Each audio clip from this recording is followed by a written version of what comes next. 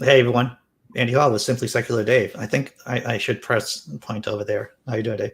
Dave, show everyone the cup that you have. Oh, it was a gift from a friend. That's great. You know what I like about duct tape? There's a very low chance of me hurting myself when I use duct tape. It's a simple tool, but it works. It works remarkably. You know, I was on this film set. Well, we were doing the 48-hour film project, and I don't think I've shown this video on the channel. It's called Puppy Love, and it's a horror story, right? Makes sense. And I think I got this power tool, this saw, a circular saw, like handheld circular saw, from maybe 1955. It was old. It was rusted. It was my girlfriend's uncle's. It was heavy, as we all know. You know, back then the old power tools were like super heavy. Yeah. And I'm not going to say we almost killed an actor by mistake, but we almost killed an actor by mistake. So the shot is that, you know, our actress, who's, you know, physically strong, right? But she just wasn't aware of how heavy it was and almost dropped it on him. It was horrible.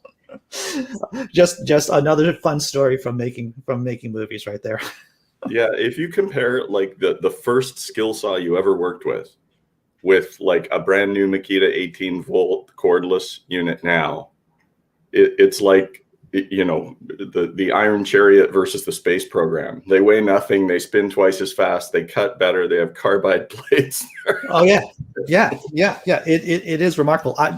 I'll say one thing about this. The thing I'm most proud of, right, from making the small amount of short films I've done, is this one shot where we got this this dry ice machine, this you know, this does the smoke and everything. So we had this ancient refrigerator in the basement, because once again, it's a horror show. It's a quick 7-minute horror movie. And I had to get these organ meats from a butcher. I'm like, I just need organ meat. I need something to make it look scary. And so what we did was that, you know, we put these icky organ meats in this ancient refrigerator, which still worked. It still lit, you know, it was still lit when you opened the door. And we stuffed the light. It wasn't the light still lit. Right. Yeah. The light still worked. So we jammed as much of the dry ice smoke in there, and then let it sit. And then we popped open, and oh my God, it was a beautiful shot. You could see all this crazy meat on the shelves, and the smoke just billowed out. It was a beautiful shot. And that's the thing. Of all the cheap jokes I did on these videos I've made, that was the one thing I'm the most proud. The thing I'm most proud of. Yeah, sometimes, you know, simple works, right? You just simply secular. Simple work. Yeah, simple. I really like simple. What I've discovered in my own personal life is that I just don't have the capacity for complex, to tell you the truth. And so I like simple things. Can I show you my simple cat carrier? Oh yeah, dude. Yeah. Because you're talking about sorry, what was the name? Lump. That's right. Lump. So here, I'll try and get out of the way a little bit here. And which way? Yeah. So this here, this snaps around the front of the cat. Right. Like that. And this snaps around the back of the cat. And then you just carry the cat. Now, okay, I have several questions about this intriguing device that you have, Dave. The first one was this design, this item, was this designed to be a cat carrier, or did you say to yourself, I can use it as a cat carrier? Can I plead the fifth on that one, or? You can plead the fifth. You can plead the fifth. Now then, and the next logical question is, how does a cat deal with being carried like that? It's hard not to. How does a cat do anything to prevent it? Does the cat like have some kind of fit? Not if you get it right away or you catch it while it's sleeping. Here's Oh, a okay. good demonstration with a towel. This works really Oh, I understand. I understand. little cat pet head. You know. Good kitty. Scratch a tummy. We've seen my girlfriend and I. We've been talking about different kinds of cat carriers. I'm sure you've seen the backpacks with a little, portal. The dome.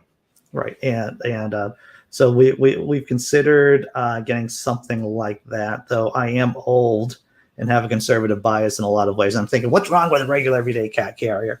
But maybe the backpack would be better. I don't know. I would. I'm a strong advocate for pet safety. I hear it's one of my pet peeves, and if you don't mind me ranting for a second, Go ahead.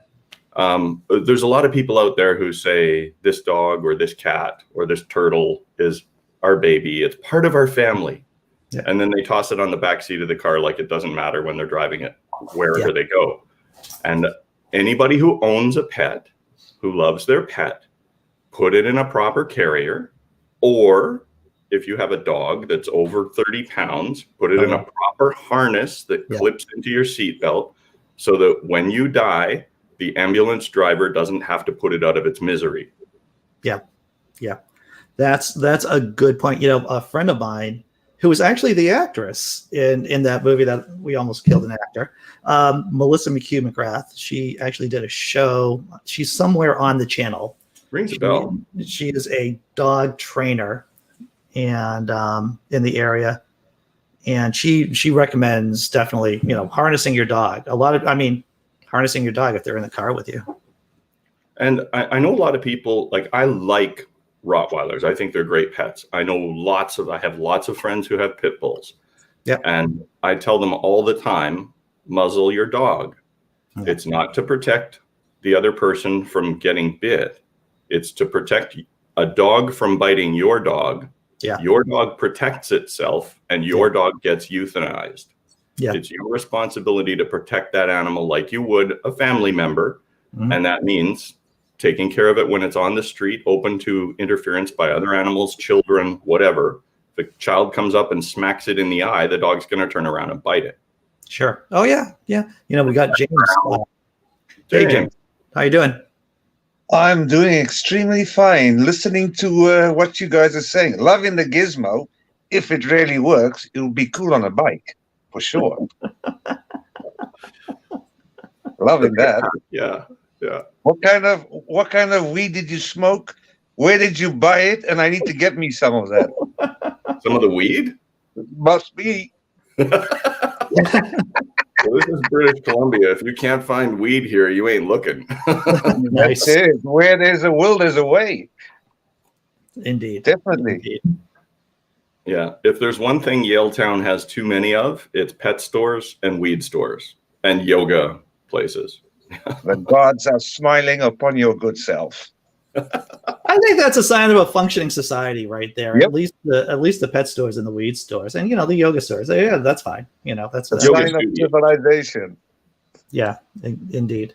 There has to be maybe some kind of relationship between the amount of gun stores and the amount of yoga studios. There has to be some kind of negative relationship there, True. And Starbucks. Right. Starbucks, indeed. Yeah. Don't get me wrong. I love Starbucks coffee, but there's no ways I'm paying €7 for a cup of coffee. Nah, homie, don't play that. What's it made of? Gold? Yeah. Yeah. €7 for a cup of coffee. That is expensive. That's bollocks. Yeah.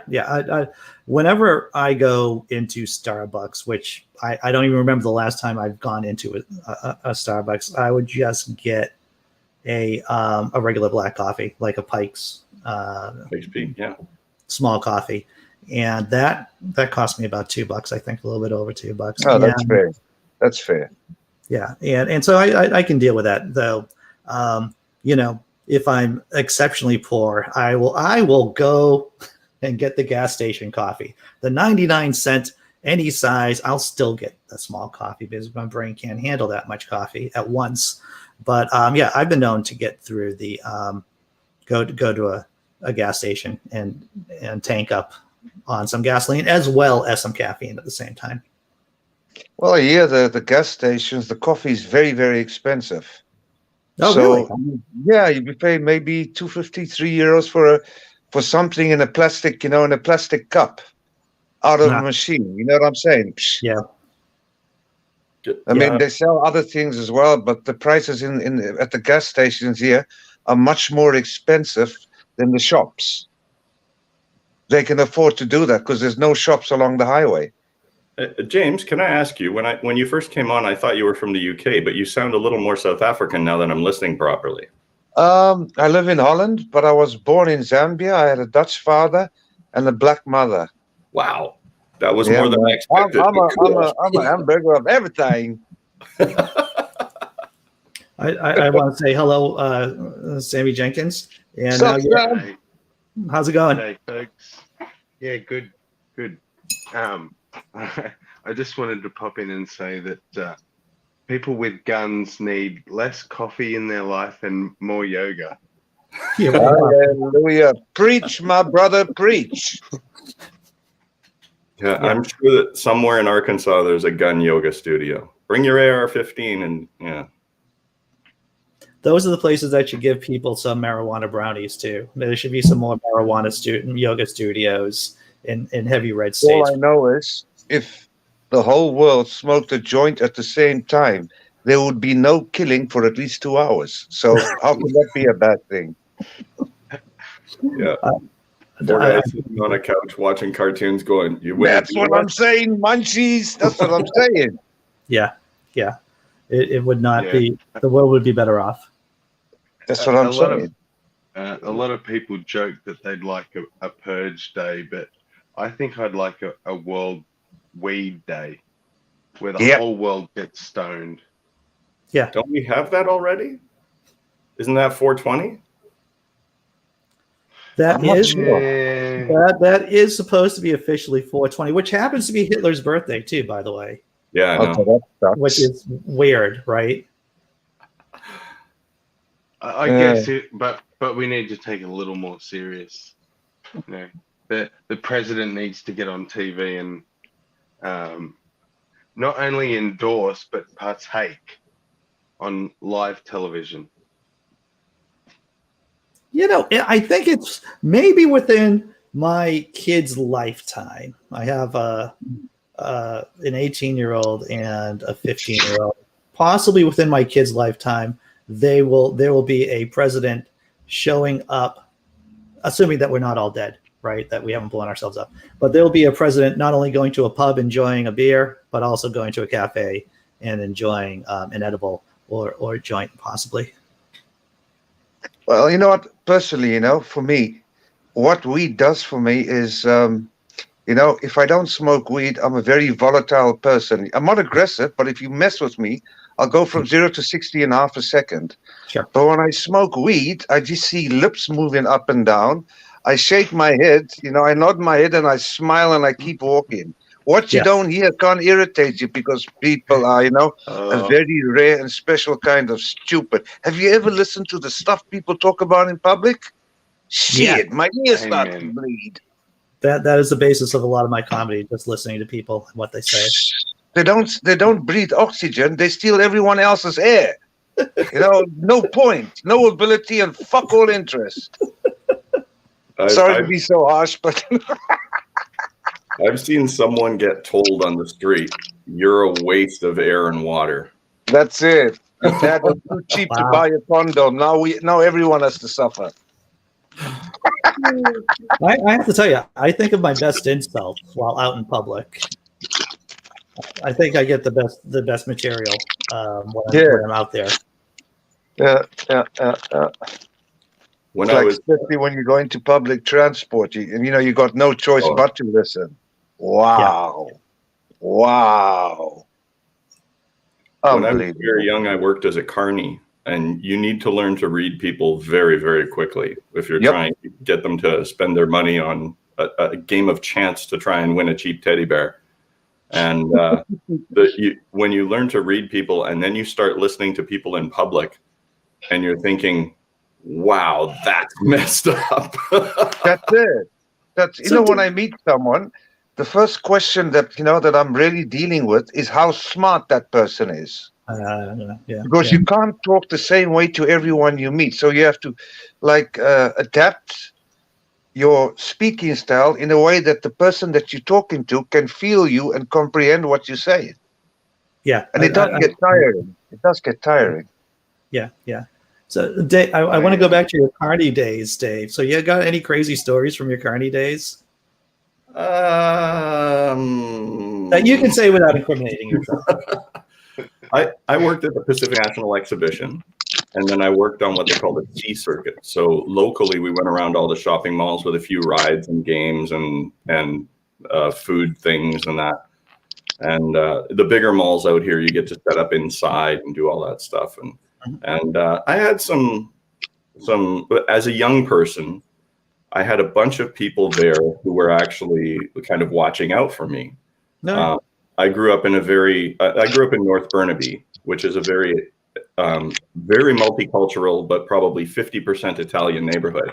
So when those people invite you to your house for dinner, they've got your back. They're, good people. They watch out for you. They'll give you a ride home if you need it, that sort of thing. So as a 13-year-old working till 1 a.m. in the morning in Vancouver as a carny, I had a lot of big brothers and sisters down there. Mm-hmm. So, I saw all kinds of stuff with drugs and fights and knives and guns and weird people. I was going places that a young person shouldn't be just because they were dragging me along with them. Yeah. A lot of street racing, a lot of stuff that goes on after hours in a city that not a lot of people know about. Yeah. You get up work at 1 a.m. and you're all amped up and you don't go to bed till 4. Oh yeah. Yeah. I know that vibe. Yeah. Yeah. I've actually been a carny myself in Australia. And it sounds probably equally as scary, if not even a little more scary. I was, I think 16 or 17 at the time. And in Australia, we call it the show. And you just travel from regional town to regional town. And, they'll often put on a radio and stuff as well.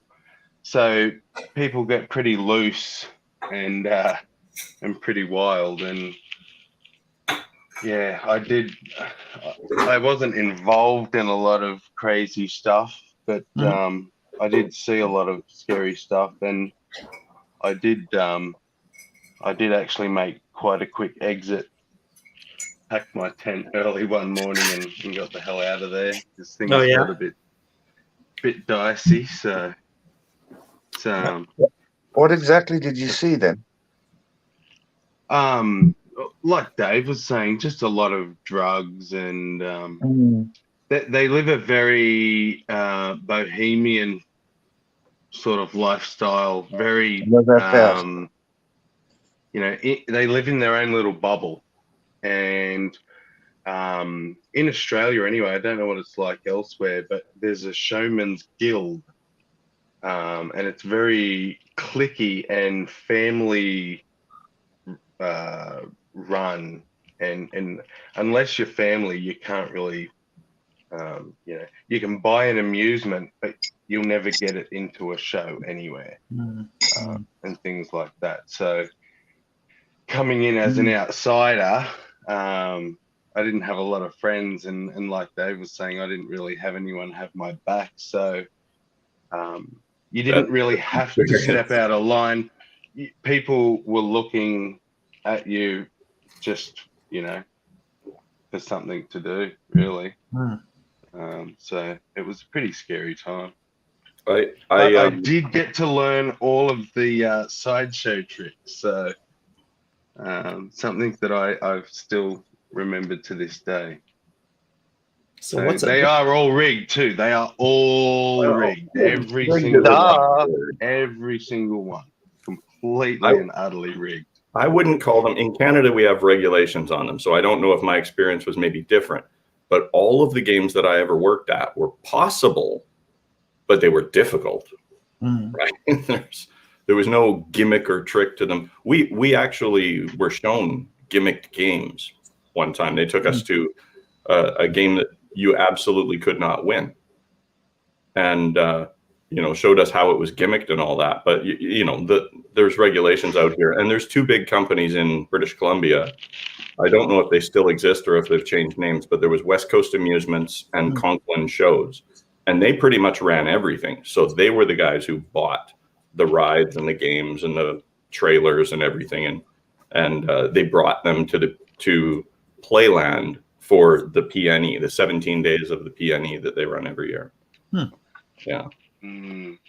Well, I don't know how regulated our shows were, but I guess in a way they were all possible, but we made them impossible. So I'll give everyone here a little secret.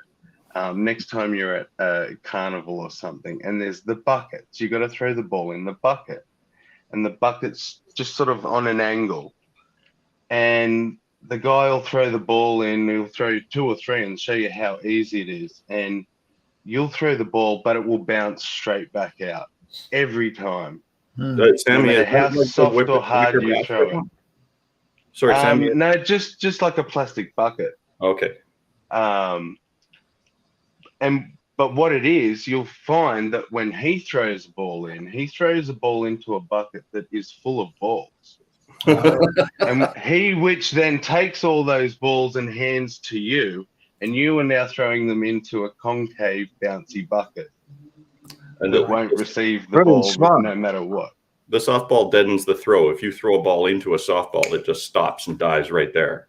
If you throw it into an empty basket, it hits the back of the basket, which is the spring-loaded part of it, and it'll just shoot right out. Yeah. So it's a little secret. But convincing them to leave a ball in the bucket for you is another thing. We used to do that for children. No. Because it does make it easier. And, why lie to people? You say, no, obviously it's more difficult if there's nothing in there. Yeah. We'll leave a ball in there for your kids. Let them play. Oh, okay, sure. Kids often miss the basket entirely. Right. Yeah. And there were ones, the one that I mostly manned was the Crazy Ladder. I ran that for a few days, yeah. I had to spend a couple of days solid, just like 12 hours straight practicing. Yeah. Till I could. So the Crazy Ladder is you actually have to climb up the ladder and ring the bell. Then ring the bell. Yeah. But it spins. Oh, right. Because yes, it's on that spinning thing, and so you can go upside down or whatever. And the trick is just to climb it in a way that you're using alternating limbs and remaining balanced over your center as you go up. So there's no real trick. It's just, If there is a trick, it's low center of gravity. You want to keep your crotch as close to the ladder as you can when you're climbing up, with your knees out to the side and kind of Spider-Man crawl up it, so that the higher you get, the faster you'll rotate.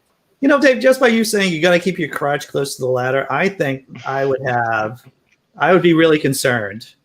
That's all I'm saying. That's just for my own. And I'm a very clumsy person, so having my crotch close to the ladder would be maybe disastrous ramifications.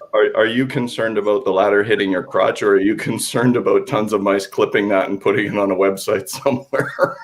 I think I would be afraid of all that above, and plus I'd be probably the only person in the history of Flipsy ladders that would get castrated from that carny ride, from that carny trick there. I think that's what I'm afraid of. That's my secret fear, or not so secret fear. I don't recall ever seeing anybody get impacted, shall we call it, by the ladder, because usually you rotate and fall down onto the big puffy cushion like the bouncy house sort of deal, right? Yeah. Right. Although I've seen some pretty drunk cowboys get pretty tangled up in them. Yeah. the drunker the guy, the faster they will try to run up that ladder. Yeah. Yeah.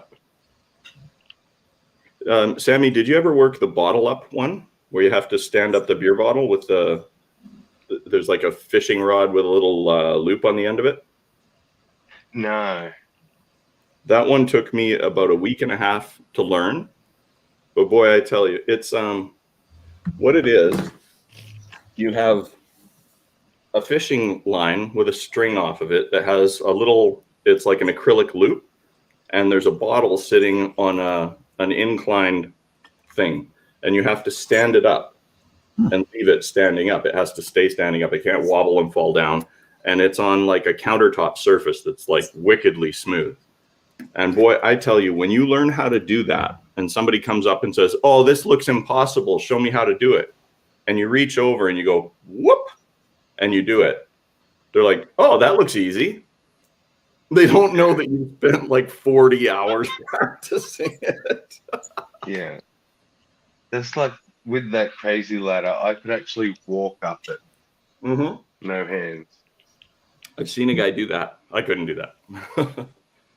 No, that seems like absurdly difficult, and you need to have like core body strength or something. When you're standing there all day trying to convince people to come over, you're doing it just so that people see how easy it is, and so you're just doing it all day long, and eventually, yeah, it's like a stable ladder almost. Right. Have you ever seen the basketball games where you have to shoot 3 free throws and you have to sink 3 to win a teddy bear? Yeah. You know, those basketball hoops aren't 18-inch rims. And there's nothing on them that says they're regulation size basketball hoops. And the balls are overinflated by about 3 or 4 pounds. So they're super bouncy. And those things are mounted right into a steel structure into concrete. So there's no give in those bars at all. If you hit the rim, your chances of that ball going through are almost zero. So you have to do nothing but net, basically. Yeah. It has to be like a perfect shot. It's got to swish. Yeah. Almost perfectly swish. Yeah. Right. Well, luckily, the one of the few things I can do competently, sports-wise, is to do a mean 3-point shot, and I feel like I could do possibly something like that. And then there's the where you throw the softball at the 3 milk bottles and you got to knock all 3 off the thing, or sometimes they have a bean bag and pop cans, and those things are just physics. Those are like the laws of physics make those things very difficult to accomplish. Yeah. So knocking down 3 bottles, like just 2 bottles, 1 bottle on top of that, and it's difficult for that to do that. Yes. I don't think I've ever physically tried. I've never tried to do it. So force equals mass times acceleration, and you have to get all those bottles to accelerate off of an 18-inch table that has a rim on it. And the rim is made of rubber. Anything that touches it stops. Yeah.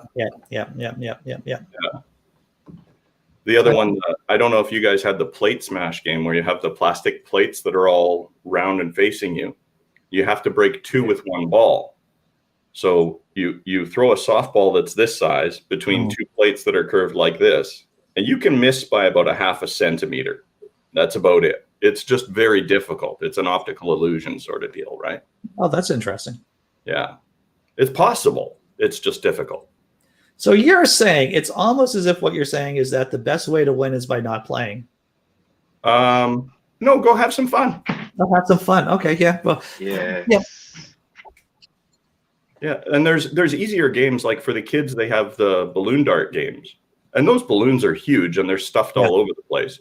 But the prizes are really dinky. But the kids win stuff. So go have some fun. I will say this, when we were down in Walt Disney World, which is years ago, and I'm sure the Walt Disney, they, as soon as you walk into the theme park, they already have your money. They have a lot of your money, and then they're just going to get even more of your money after that. But the games there seem to be so easy that even I could win, and my kids could win. But once again, they're not the same economic model as, let's say, our carnival does. They already have your money walking in there, unlike a carnival, which I imagine they're just trying to squeeze you for as much money as possible. Well, the PNE Yeah. specifically makes most of their money on entrance fees because people know that when it's that busy in the summertime, the lineups are 2 hours long. You can maybe get in 12 rides a day. Yeah. You know, buying a ride ticket, you're even if you buy the maximum value ride ticket and go on all the best rides with the smallest lineups at dinner time and lunchtime when people aren't in the lineup, you're still only breaking even. Yeah. Oh, wow. Wow. I I mean, noticed. it's like anything else. There's bar science, there's amusement park science, right? Right. I have to tell you, my tolerance for standing in lines have gotten much lower the older I get. Oh, can I tell you Oh, a yeah. story about the 2010 Olympics and my lineups? Please do. I'll keep it as tight as possible because I know we went like an hour and a half yesterday. So the Olympics roll around and my sister has a new nanny. She has 4 kids. They're in the military. They had a nanny. So the nanny came into town from France and she said, "Oh, Dave, you took French in high school. Can she come over and hang out with you and go see Vancouver for the first time in her life and catch the Olympics?" Because it was during 2010 during the Olympics. And I said, I don't speak French. What are you talking about? I took like 2 years of high school French 20 years ago, right? That's So- nothing.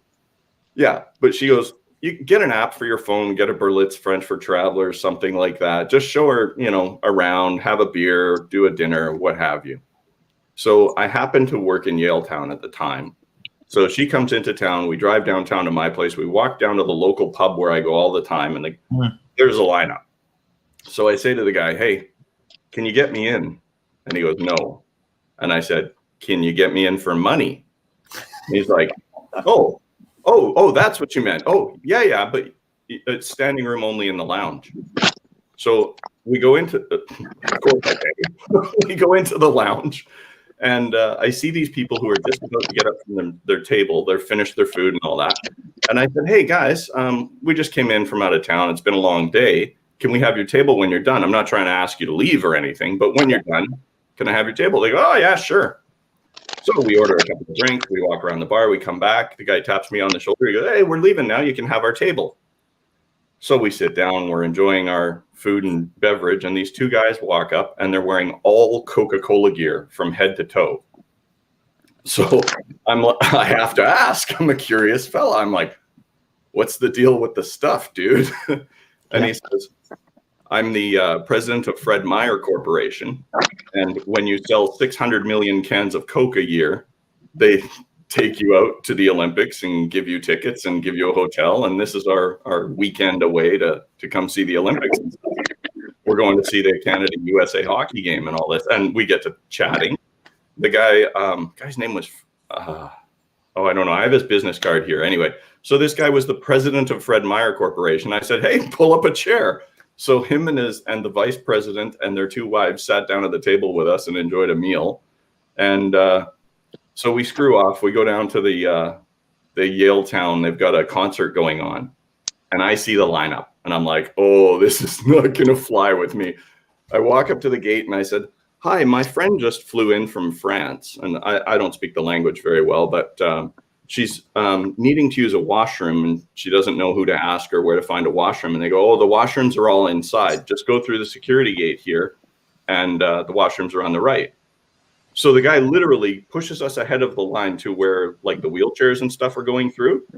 They wand us. "Yep, go ahead." And we're in. We beat the lineup. I did that for 2 weeks during 2010. Every single time I went to an event, "Hey, are there washrooms outside?" No, you have to go inside. Just go through here." I didn't wait. That's some kind of Jedi crap right there, Dave. That's like some kind of Jedi mind trick. So she loved being in Vancouver and seeing all this stuff. We went to the Ozone in Richmond and we went to the Yaletown concert. We went all But over. see, that would only happen in Canada. If we tried that in Australia, they'd say, "Mate, piss on the street. What's wrong with you? You're not getting in." Very polite people in Canada. That's it. "Oh, come on, Ed. You got to go to the bathroom." Oh, and I hang on one sec. James, you might want to mute your mic, brother, when you're not talking, because I can hear sounds. I hear sounds, and I don't think they're coming from my head. Can you hear me? I can hear you, Bo, Yeah, we hear you. but when you're not speaking, I can hear the background sounds. I Oh, think- sorry, dude. I was rolling the joints. Forgive me. I've been rumbled. Fair cop. Fair cop. And do you remember this logo from a TV show? Oh, jeez, I forget which one that is from. I'll give you a hint. All right, tell me. Oh, the Colbert Report. Oh, what a lovely show that was. That was good. So during 2010, I was at the Irish pub, go figure, Mhm. and a fight broke out. And they were filming Stephen Colbert on stage singing. And I caught the fight on the camera, and 3 of their cameras were all pointed at Stephen Colbert and didn't get it. So they posted the video of Stephen Colbert on YouTube. I posted my video as a response to it.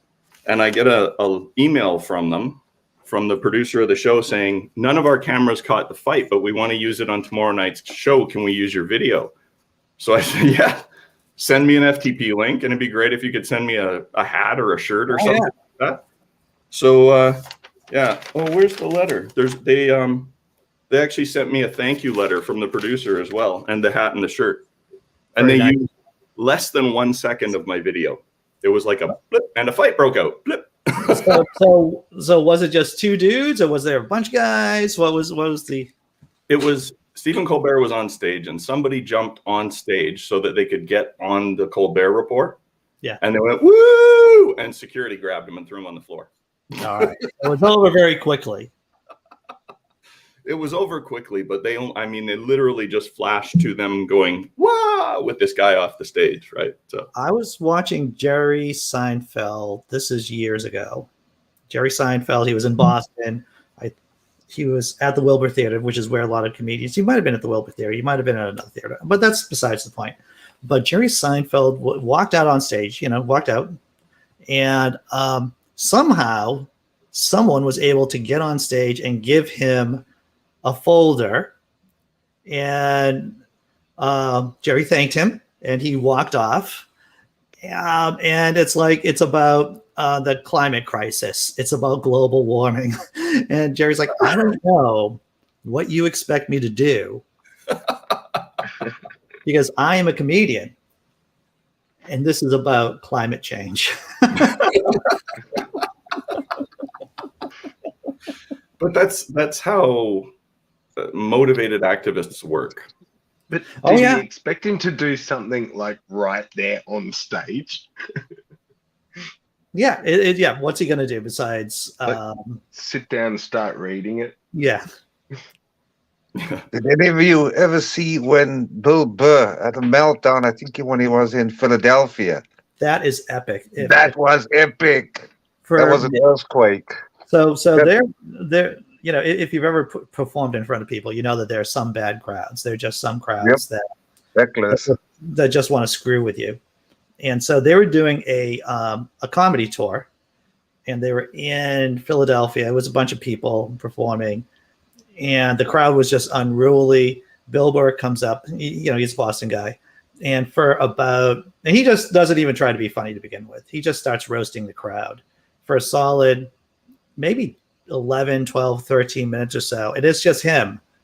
It's just him insulting the crowd, and it's freaking hilarious. It is a beautiful moment, and Bill lived out a lot of our fantasies about insulting the crowd.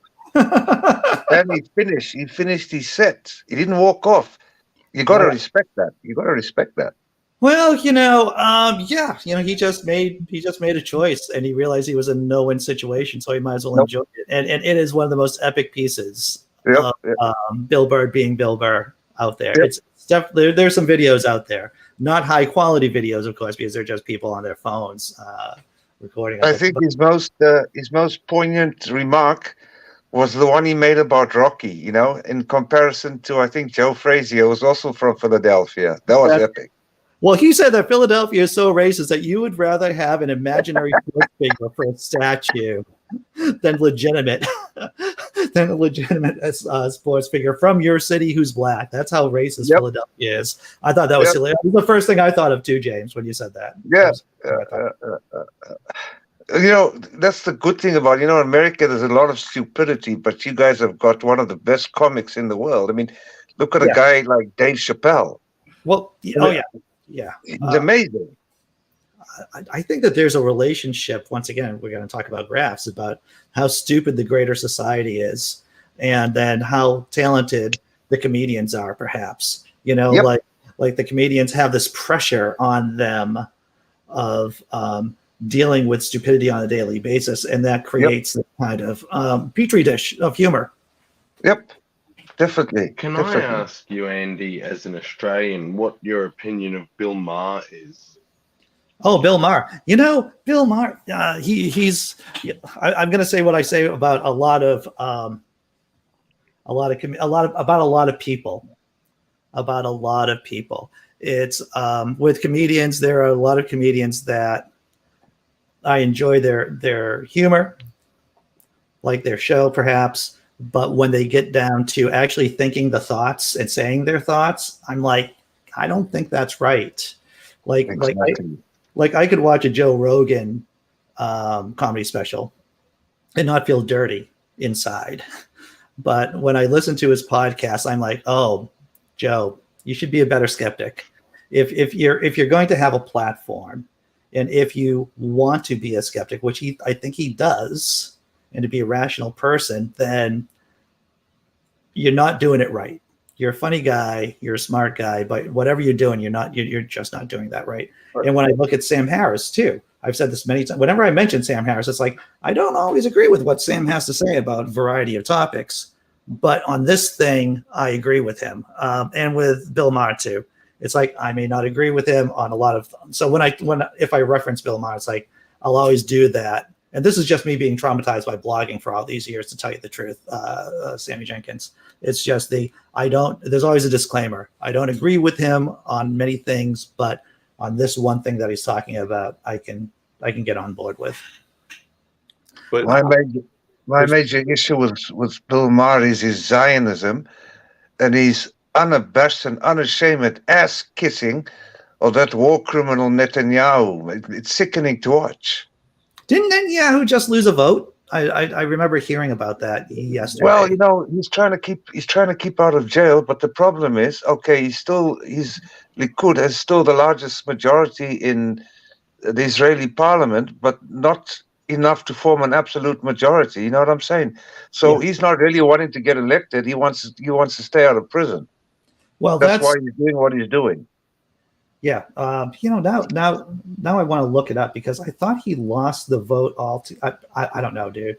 There's so many things I need to think about, and I only have so much bandwidth. I heard Netanyahu loses election. It's logical. I mean, look at it. You have to look at it logically. If you look at Israel vis-a-vis the Palestinians, I mean, the Israelis are not really serious about any meaningful peace, and if they were, they wouldn't keep on voting for Netanyahu, because Netanyahu does not want peace. He just wants to annex the West Bank. He doesn't want a two-state solution. So he's not for peace. I'm not going to disagree with you there. It's the way that the settlements are being used. They're just encroaching more.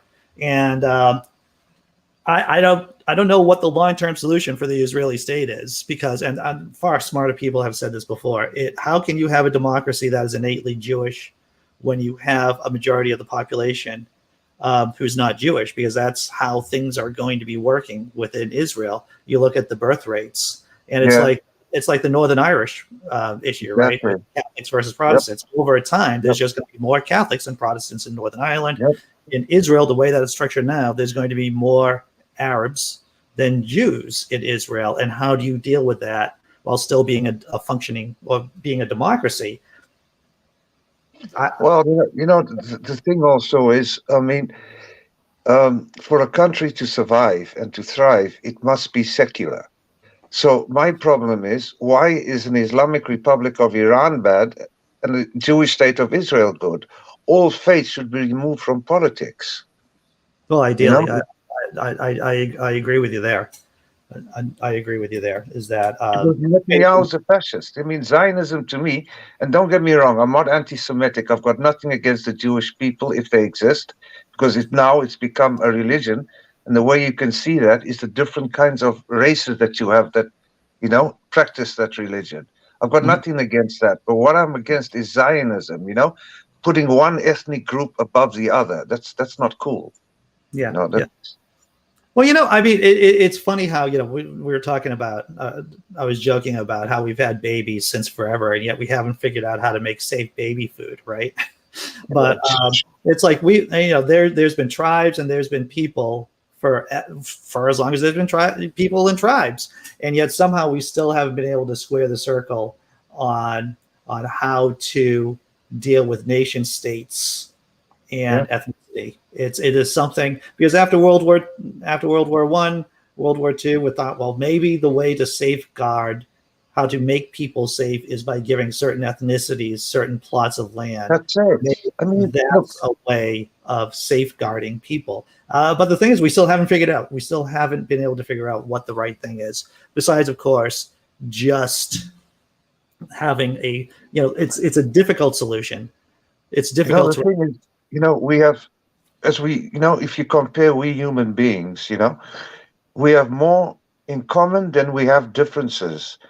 And I think those special differences is what makes us human.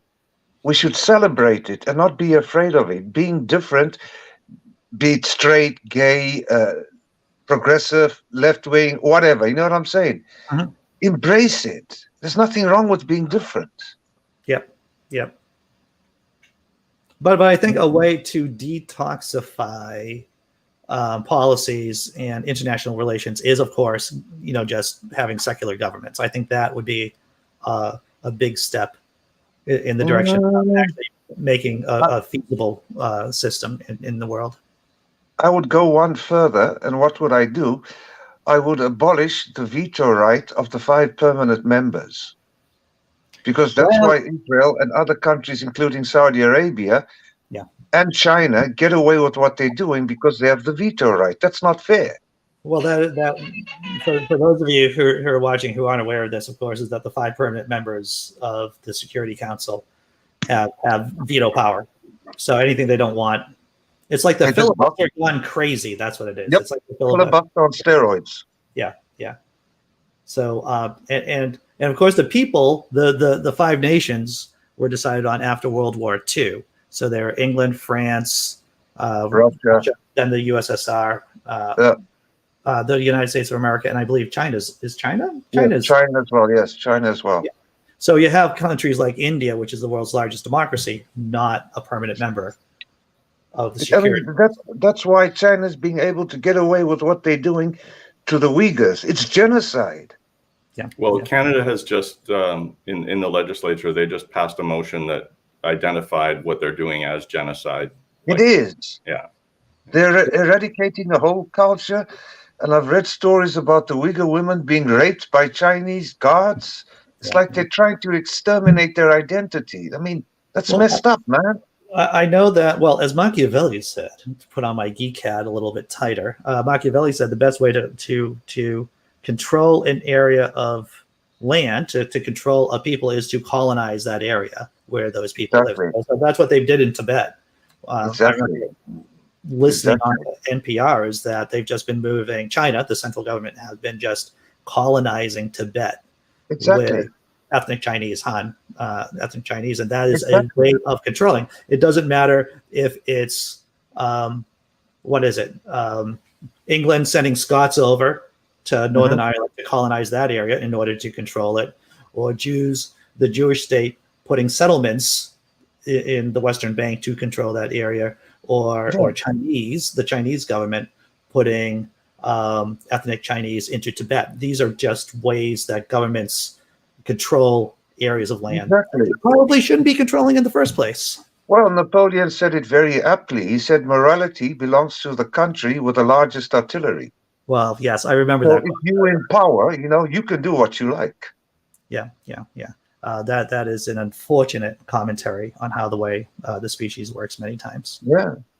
I mean, like with Sammy, like I know a little bit about Australia, not much, but then you've got that despicable human being, Pauline Hanson, with all her fascism, and people actually voting for her. I just don't get it. I will say this about Australians, and I don't want to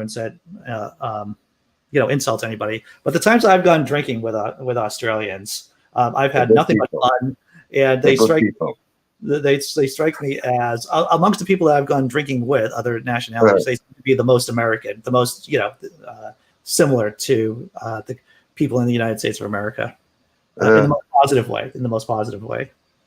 My favorite drinking partners are the Australians and the Irish. Always good fun. Always. Always. If you've ever been to Whistler Village, you've drank with Australians and Irish people. Yep. They're good fun. And you know what it is? Like they say with the Irish, they the black people of Europe. And the reason why they say that, because they're white people with soul. And they do. Have you ever been to an Irish shindig? Whether you like the music or not, you will enjoy yourself 100%. One of the fun things about being in the Boston area is that Irish stuff just happens in some of these Irish bars, and I'll explain. My girlfriend and I were at the Black Rose. I think it was her first time at the Black Rose, famous Irish bar here in Boston. And they're just a family that had just come from an Irish step dance competition. And they just started basically doing Irish step dancing, like right in front of us. There was a small stage in front of us. No one was using it.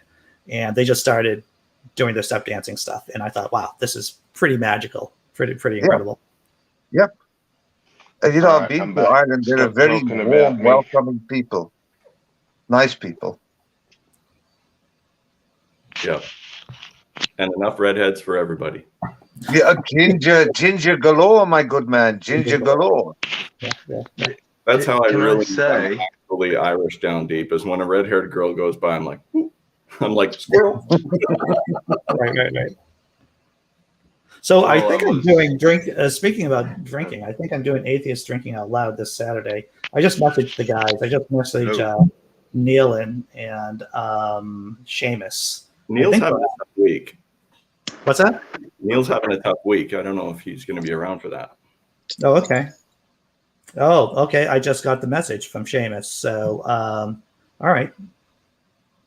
Yes, I did not know that about.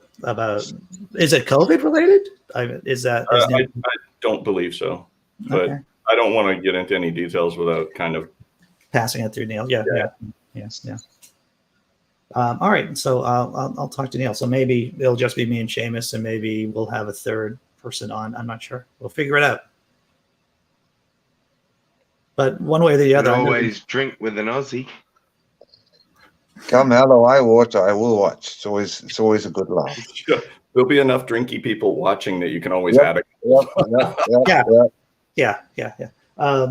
I think if I was drinking alone, that would make it kind of problematical, or maybe an issue for me. So as long as Seamus is there with me, and maybe someone else, that will be. And I have to say, the last time Seamus got pretty hammered. Well, it's interesting because I don't want to be the only person yelling and screaming by hour two comes to the end. So it was entertaining. It was entertaining watching it get revved up. Good guys. Mikey Famine on not too long ago, didn't you? What's that? Mikey Famine. We had him on the late night show on Sunday. That was 2 weekends ago. And we had a really good conversation. It was an hour-long conversation. And we talked about his 2.5 hour long video about how many people God killed in the Bible. Oh, yeah. And so it's an incredible video. If you haven't seen the video, you don't even have to see the whole video. You go over to Hemant's The Friendly Atheist channel, and you look at how many people God killed in the Bible. He has a time stamped in the description. Yeah. So let's say you want to know about, God killing the masturbator there. Onan, right? It's right there. It's in the timestamp. Or about the time that God killed Lot's wife by turning her into pillar of salt. It's in the timestamp. So you can hunt around in that 2.5 babies. It's a very comprehensive chronicle. It is. And part of me wanted to ask him, so Hemant, you have young kids. Was this because, for those of us who've had young kids, men have a way of figuring out ways to avoid them at any one time. Either, Duncan Pond, a buddy of mine who's a writer, he does a satirical, Out and Abouter, Canadian satirical blog. And when he was living in Canada, he would go out to write in the shed And I'm going, I wonder if that's just to get away from the kids for a short period of time. Sure, I'm writing, but I'm also having some peace. Everyone needs a man cave, my brother. Everyone. Yeah. You know, Yeah. where you can get to be, instead of being someone's husband or someone's father, you get to be you. I remember having like somewhat younger kids, and my wife at the time, she was asking me, "So don't you want the kids outside to help you?" It's like, no, no, I don't. Absolutely not. I don't want them. Absolutely not. Because now I'm getting the crappiest deal in the world. Because not only do I have to do work I don't want, but I also get to be manager too. It's like, no, that's okay. I can just, I just want to be alone for a few hours. I remember one time I was making dinner at my sister's house, 4 kids. So the second oldest kid at the time was still quite young. And she came up and did the Uncle Dave, Uncle Dave, Uncle Dave, Uncle Dave, Uncle Dave. So I looked at her and I said, these aren't the droids you're looking for. And she, I kid you not, she ran through the house going, not the droids, not the droids, not the droids. And I'm like, hey, that worked. That's a great trick, Dave. That's a great trick. So, when I hear people having 4 kids, I think of one of two things. I wonder if they're in a cult, or maybe there are twins involved. Andy, if I could show you a picture of my old church and the vast number of red-haired children that are in 4-child or 3-child families, you would think for sure that's a cult. Yeah. Well, there you go. There you go. All right, everyone. So we're closing in on an hour. Mic check. What's that? Oh, I am there. I just wanted a mic check. Who said that? Sammy, I think he's lighting a joint. You can't hear me? I can hear you. Loud and clear. Loud and clear.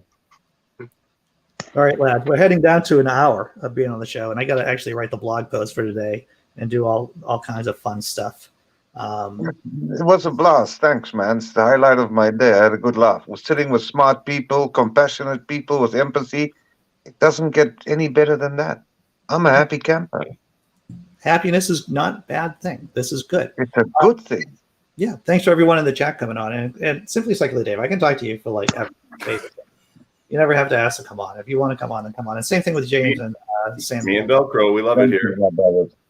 Yeah, you And guys. Andy, kudos on putting together another great show today. I know how hard you work on pulling together topics and stuff that is relatable that you can fact check and work on. And Thanks. Hats off to you. You do great work. I appreciate it, and I do put a fair amount of effort into it, and I don't want to share things that you've already heard about 50 million times, or if I can put a particular angle to it, to the news story. And and I don't want to share junk. It's from reputable news sites. So yeah, indeed. Thanks. I appreciate it, Dave. I appreciate it. All right, everyone. Doing this drinking thing at 5 p.m. Is that tomorrow? Oh, my fictitious God, that is tomorrow. So if you want to show up and have a good time, I'll be drinking with some pretty cool people, more than likely. All right. Take care. I'm going to hit the magic button. Thanks for Dave. Thanks, James. And James is back on. So just for last. Sorry, made a mistake. As long as I've been living in Europe, I'm still darkly fact. I still like bananas. Just the jungle child in me. Scoozy. Okay. Andy, is there a way to throw us in the back room so that you can do your goodbye without us interfering every 3 seconds? Well, this is far more entertaining, to tell you the truth. This is the magic of a live show right here. This is very entertaining. All right, everyone, take care. Thanks again, everyone. Before you go, Andy, I've never ever used Patreon, so I'm not really sure how it works. Basically, you go onto the site. I think it's in the description. It's in the description of the last show I did. And basically, you can contribute to the to me, basically, like $1 a month, or for any amount that you want to. And any amount is appreciated. I'm not gonna lie to you. Can I use my debit card, or do I need a credit card to do that? You don't need I do not believe you need a credit card, debit card. Awesome. What you do is you go to a Bitcoin machine and it'll spit out a little receipt. And then you email me the number on the bottom of the receipt and we'll protect that money for you. Oh, that's the carny in you. You know, That's great, the thanks carny for that, reason you in know. that. Thanks for reminding me that my ancestors were bamboozled by plastic pearls and mirrors. Thanks. Big up for that. I do what I Nice one. Okay, we're going to close it there, everyone. I'll see you later. Take care. Take it easy, dude. Hey, Take man. care, dude. Ciao. All right.